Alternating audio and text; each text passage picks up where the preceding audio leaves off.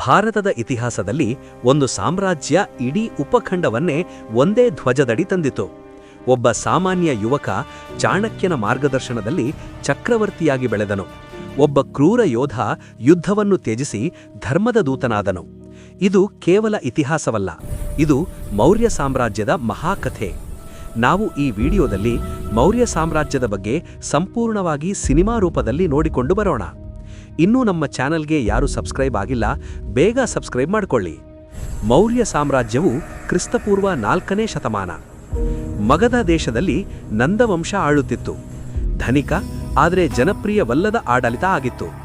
ಅದೇ ಸಮಯದಲ್ಲಿ ತಕ್ಷಶಿಲಾ ವಿಶ್ವವಿದ್ಯಾಲಯದ ಮಹಾಪಂಡಿತ ಚಾಣಕ್ಯ ಅಂದರೆ ಕೌಟಿಲ್ಯ ರಾಜಕೀಯ, ಅರ್ಥಶಾಸ್ತ್ರ ಮತ್ತು ತಂತ್ರದ ಅಪ್ರತಿಮ ವಿದ್ವಾಂಸ ಆಗಿದ್ದನು. ನಂದರಾಜನ ಮಾಡಿದ ಅವಮಾನದಿಂದ ಚಾಣಕ್ಯ ಪ್ರತಿಜ್ಞೆ ಮಾಡುತ್ತಾನೆ, ನಂದವಂಶವನ್ನು ಉರುಳಿಸಿ ಹೊಸ ಸಾಮ್ರಾಜ್ಯ ಸ್ಥಾಪಿಸುತ್ತೇನೆ ಎಂದು. ಆವಾಗ ಅವನಿಗೆ ಸಿಗುವ ಶಿಷ್ಯ ಚಂದ್ರಗುಪ್ತ ಮೌರ್ಯ. ಒಬ್ಬ ಸಾಮಾನ್ಯ ಹುಡುಗ, ಆದರೆ ಅಪಾರ ಧೈರ್ಯ ಮತ್ತು ಮಹತ್ವಾಕಾಂಕ್ಷೆ ಹೊಂದಿದವನು. ಚಂದ್ರಗುಪ್ತ ಮೌರ್ಯ ಸಾಮ್ರಾಜ್ಯದ ಶಿಲ್ಪಿ. ಚಾಣಕ್ಯನ ಮಾರ್ಗದರ್ಶನದಲ್ಲಿ ಚಂದ್ರಗುಪ್ತನು ಸೇನೆಯನ್ನು ಕಟ್ಟಿದನು. ಗುಪ್ತ ತಂತ್ರಗಳಿಂದ ನಂದವಂಶವನ್ನು ಸೋಲಿಸಿದನು. ಕ್ರಿಸ್ತಪೂರ್ವ 322ರಲ್ಲಿ ಮೌರ್ಯ ಸಾಮ್ರಾಜ್ಯ ಸ್ಥಾಪನೆ ಮಾಡಿದನು. ಮೌರ್ಯ ಸಾಮ್ರಾಜ್ಯ ಅಖಂಡ ಭಾರತವನ್ನಾಳಿದ ಮೊದಲ ಮನೆತನ. ಇವರ ರಾಜಧಾನಿ ಪಾಟಲಿಪುತ್ರ ಅಂದರೆ ಇಂದಿನ ಪಾಟ್ನಾ ನಗರ. ಚಂದ್ರಗುಪ್ತ ಮೌರ್ಯ ಇವನು ಅಶ್ವಮೇಧಯಾಗ ಕೈಗೊಂಡ ಮೊದಲ ಅರಸ. ಉತ್ತರ ಭಾರತ, ಪಶ್ಚಿಮ ಭಾರತ, ಪಂಜಾಬ್ ಪ್ರದೇಶ ವಶಪಡಿಸಿಕೊಂಡನು.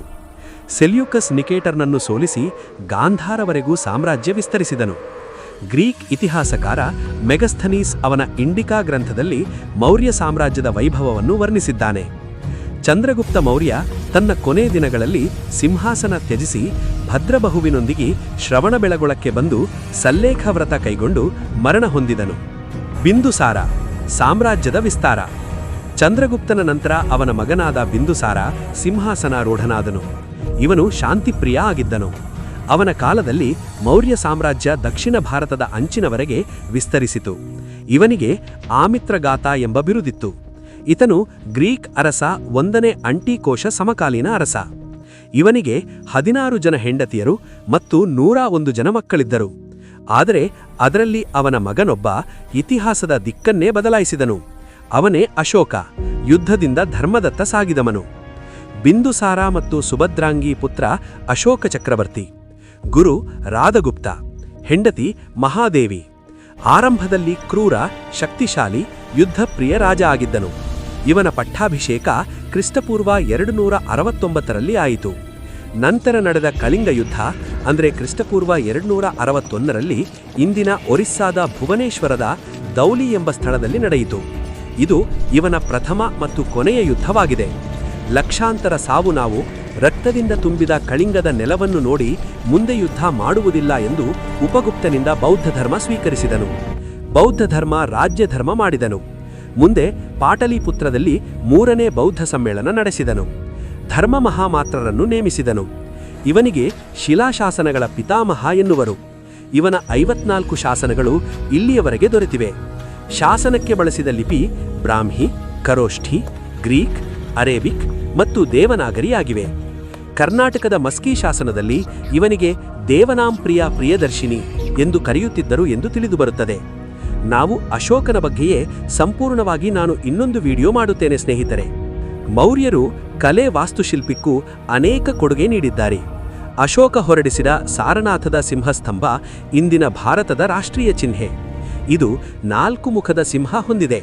ಕೆಳಗೆ ದೇವನಾಗರಿ ಲಿಪಿಯಲ್ಲಿ ಸತ್ಯಮೇವ ಜಯತೆ ಎಂದು ಬರೆದಿದ್ದಾರೆ. ಮೌರ್ಯರು ಒಟ್ಟು 84,000 ಸ್ತೂಪ ಸ್ಥಾಪನೆ ಮಾಡಿದರು ಎಂದು ಹೇಳಲಾಗುತ್ತದೆ. ಅದರಲ್ಲಿ ಅಶೋಕನ ನಿರ್ಮಿಸಿದ ಸಾಂಚಿ ಸ್ತೂಪ ಪ್ರಮುಖವಾದದ್ದು. ಸಾಂಚಿ ಸ್ತೂಪ 77.57 ಎತ್ತರವಿದ್ದು ಇದರ ಸುತ್ತಲೂ ಬುದ್ಧನ ಜಾತಕ ಕಥೆಗಳನ್ನು ಬಿಡಿಸಲಾಗಿದೆ. ಮೌರ್ಯ ಆಡಳಿತ ವ್ಯವಸ್ಥೆ. ಭಾರತದ ಮೊದಲ ವ್ಯವಸ್ಥಿತ ಆಡಳಿತ ಇವರದಾಗಿದೆ.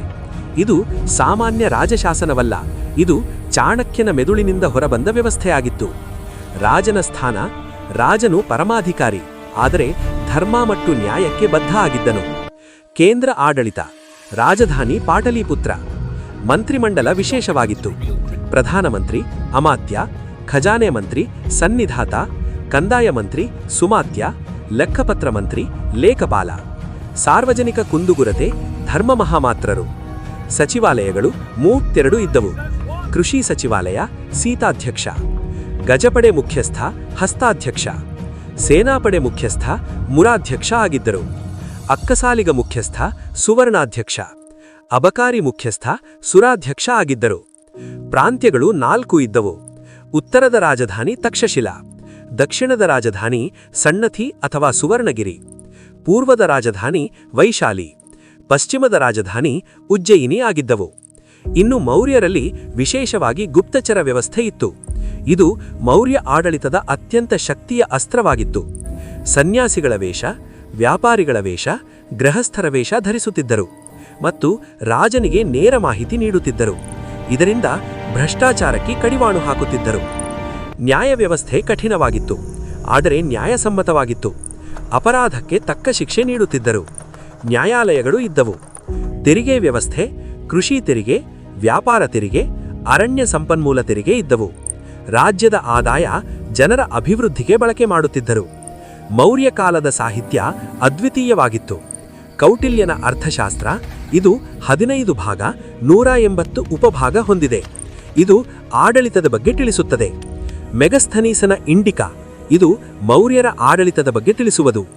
ದಕ್ಷಿಣ ಭಾರತದ ಮೇಲೆ ಬೆಳಕು ಚೆಲ್ಲಿದ ಕೃತಿ ಇದಾಗಿದೆ. ವಿಶಾಖದತ್ತನ ಮುದ್ರಾ ರಾಕ್ಷಸ, ಇದು ಸ್ತ್ರೀ ಪಾತ್ರವಿಲ್ಲದ ಮೊದಲ ನಾಟಕವಾಗಿದೆ. ಇದರಲ್ಲಿ ಚಂದ್ರಗುಪ್ತನಿಗೆ ಋಷಲಾ ಎಂದು ಹೇಳಲಾಗಿದೆ. ಮೌರ್ಯ ಯುಗವು ಯುದ್ಧಕ್ಕಿಂತ ಚಿಂತನೆಗೆ ಹೆಸರಾದ ಕಾಲವಾಗಿತ್ತು. ಮೌರ್ಯ ಸಾಮ್ರಾಜ್ಯ ಕಲ್ಲಿನಲ್ಲಿ ಆಡಳಿತ ಬರೆದ ಕಾಲವಾಗಿತ್ತು. ಭಾರತದ ಆಡಳಿತ, ಸಂಸ್ಕೃತಿ ಮತ್ತು ನೈತಿಕತೆಯ ಅಡಿಪಾಯ ಹಾಕಿದವರು ಮೌರ್ಯರು. ವಿಶೇಷ ಅಂಶಗಳು: ಇವರು ಭಾರತದಲ್ಲಿಯೇ ಮೊದಲು ಜನಗಣತಿ ನಡೆಸಿದ ಮನೆತನವಾಗಿದೆ. ಅತ್ಯಂತ ದೊಡ್ಡದಾದ ಶಾಸನ 13ನೇ ಬಂಡೇಗಲ್ಲು ಶಾಸನ. ಹೇಮಚಂದ್ರನ ಪರಿಶಿಷ್ಟ ಪರ್ವ ಕೌಟಿಲ್ಯನ ಜೀವನ ಚರಿತ್ರೆಯಾಗಿದೆ. ಭಾರತದ ಇತಿಹಾಸದ ಪಿತಾಮಹ ಆದ ಕಲ್ಹಣನ ರಾಜತರಂಗಿಣಿಯಲ್ಲಿ ಅಶೋಕನ ಆರಾಧ್ಯ ದೈವ ಶಿವ ಎಂದು ಉಲ್ಲೇಖಿಸಲಾಗಿದೆ. ಮೌರ್ಯರ ಕೊನೆಯ ಅರಸ ಬೃಹದ್ರಥ ಆಗಿದ್ದನು. ಕ್ರಿಸ್ತಪೂರ್ವ 185ರಲ್ಲಿ ಇವನನ್ನು ಸೋಲಿಸಿ ಶುಂಗ ಸಂತತಿ ಆಳ್ವಿಕೆಗೆ ಬಂದಿತು.